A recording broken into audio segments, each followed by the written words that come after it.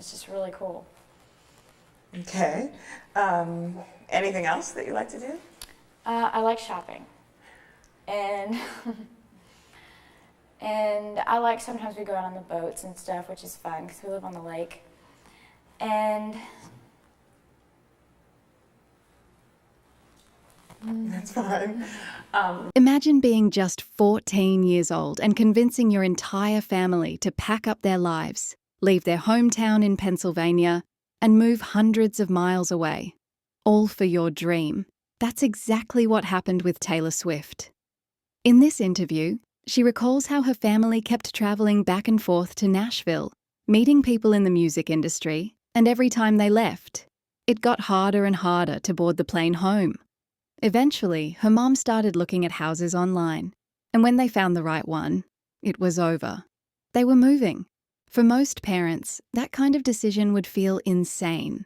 Uprooting your life, selling your house, leaving your community, for a teenage dream that may or may not pan out. But the Swifts didn't treat Taylor's passion like a hobby. They treated it like a calling. And that's the difference.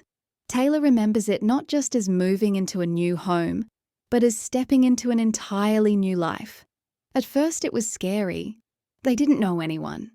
But at the same time, it was thrilling, like a complete reset button. Looking back, this gamble was one of the most important decisions in music history. Without it, Taylor might have been just another small-town kid with big dreams and no platform to make them real. But in Nashville, she wasn't just another teenager. She was suddenly standing at the heart of the music world, right where she needed to be.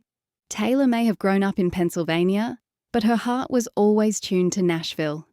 She credits her mom, who grew up in Texas, for planting those country roots early on. Patsy Cline, Dolly Parton, those voices filled her childhood home. But the moment that truly locked Taylor in came when she was just 6 years old. She got her hands on LeAnn Rimes' album Blue, and from that day on, she was dead set on becoming a country singer. It wasn't a phase, it was a declaration.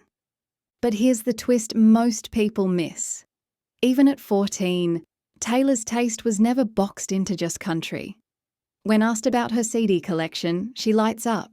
Sure, she had Tim McGraw, Faith Hill, and Shania, but right next to them were Eminem, D12, Yellowcard, Simple Plan, and Kelly Clarkson. Her friends would laugh, "You've got Tim McGraw next to Eminem. What is wrong with you?" But for Taylor, it wasn't about picking a lane.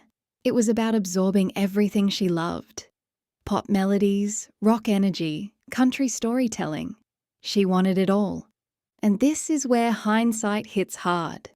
That mix of influences? It's exactly what fueled her evolution. From Fearless's pop country hooks, to the pure pop dominance of 1989, to the indie folk shift of folklore. You can trace every one of those sounds back to that teenage CD shelf. At 14, she wasn't just a fan of music, she was studying it, dissecting it, collecting pieces she'd later stitch together into a career that refused to be confined. When most kids are 12, they're worrying about homework, sleepovers, maybe their next soccer game. But Taylor, she was sitting in her room with a guitar, determined to bend it to her will. The story of how she even got started is wild in itself. The family's computer repair guy showed her a couple of chords one afternoon. That's it. 3 chords. But for Taylor, that was all she needed.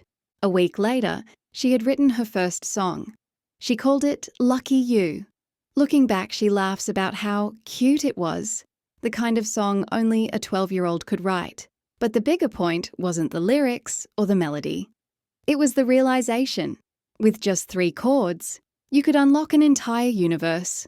From that moment, she never put the guitar down. And when she says that, she means it literally. She would sit for hours, 4 at a time, repeating those same chords until her fingers were raw, red, and sore. Her mom begged her to take breaks. Friends didn't understand why she was obsessed. But Taylor had that tunnel vision. She didn't just want to learn guitar, she wanted to master it. That hunger is what separates hobbyists from icons. A lot of kids dream about being a singer. Far fewer will grind for hours until their hands hurt, just to nail one transition. Taylor's drive was visible even then. She wasn't waiting for opportunity to find her. She was preparing so that when it showed up, she'd already be unstoppable. For Taylor, writing wasn't just a hobby. It was survival. At 14, she explained it in the simplest, rawest way possible. If I didn't have writing, I think I'd go crazy. Most kids her age were texting friends or scribbling doodles in notebooks. Taylor was filling journals with poems, lyrics, and fragments of feelings she couldn't let sit inside her. She said whenever she went through something, stress, heartbreak, confusion, her instinct wasn't to talk it out, it was to write it out. Some nights it was a song, other nights a poem. And every single night, without fail, she wrote in her journal. This wasn't just a creative outlet. It was a pressure valve, a way of turning chaos into clarity. Think about what that means for her music. Fans often describe Taylor's songs as if she's narrating their own lives.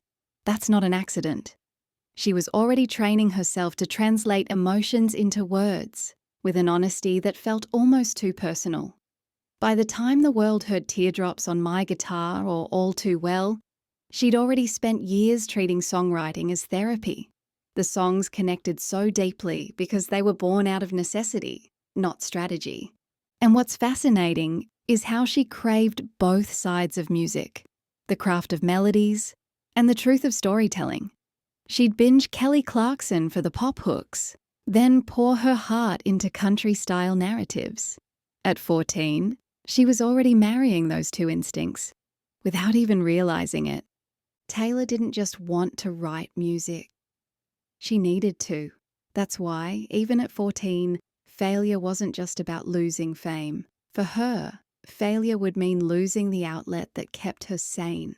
When Taylor was asked about the scariest part of chasing music, her answer wasn't stage fright, rejection, or critics.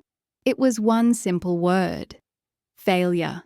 She admitted, at just 14, that the idea of pouring her whole life into music only to see nothing come of it absolutely terrified her. And honestly, who could blame her? Nashville is a city built on broken dreams. For every artist who makes it, thousands quietly fade away. But here's where Taylor separated herself. She didn't let that fear paralyze her. Instead, she reframed it. If it worked out, great. If it didn't, then maybe it wasn't meant to be. She believed in destiny, in the idea that things happen the way they're supposed to. For someone so young, that's an oddly balanced perspective. Half ambition, half acceptance. Still, beneath that calm exterior, you can sense the fire. She didn't want to just see what happens. She was, in her own words, really, really, really, really, really trying. And that repetition says everything. She wanted it so badly that even failure wouldn't stop her. If she couldn't make it as a star, she told the interviewer, she'd still find a way. Writing songs for other artists, working behind the scenes, staying in the business any way she could. That blend of fear and determination is key. On one hand, she admitted vulnerability, the possibility that it might all collapse. On the other, she revealed the mindset of a future mogul. Even if Plan A didn't work, she'd create Plan B. That's the kind of duality that kept her grounded, while also fueling the persistence she's now famous for. When most teenagers dream about stardom, the focus is usually on fame, money, or recognition. But Taylor? Her big dream wasn't about the spotlight. At 14, she said the one thing she wanted most was to be for some little girl what Leanne Rimes had been for her. A role model, an inspiration, someone whose music could make a young listener feel seen. That one line feels like a prophecy. Because if you look at her career today, that's exactly what Taylor Swift became. She didn't just build a fan base, she built a movement. She became the artist fans turned to during heartbreak, betrayal, or even moments of joy. She became the soundtrack to people's lives. And it all started with that teenage vision of wanting to reach people without even knowing them. What's even more striking is how intentional it was. She wasn't chasing fame for vanity's sake. She wasn't obsessed with being the next Britney or landing magazine covers. She was obsessed with connection. And that authenticity, planted in her mindset so young, is what made her different from the cookie-cutter acts churned out by labels at the time.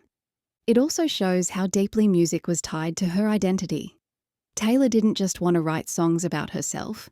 She wanted her songs to be a mirror, something fans could see themselves in. That mission, to connect, to inspire, to give comfort, is what gave her career staying power. At 14, she didn't just dream of being famous. She dreamed of being meaningful. And that single shift in perspective was the seed of what would later grow into one of the most loyal fan communities the world has ever seen, the Swifties. Even before her debut album dropped, Taylor was already dipping her toes into early fame. Modelling gigs, posters, photo shoots, even seeing her picture on the wall at Abercrombie.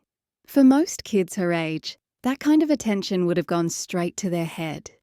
But when Taylor talked about it at 14, her response was almost disarming in how grounded it was. She admitted it felt surreal. Of course it did.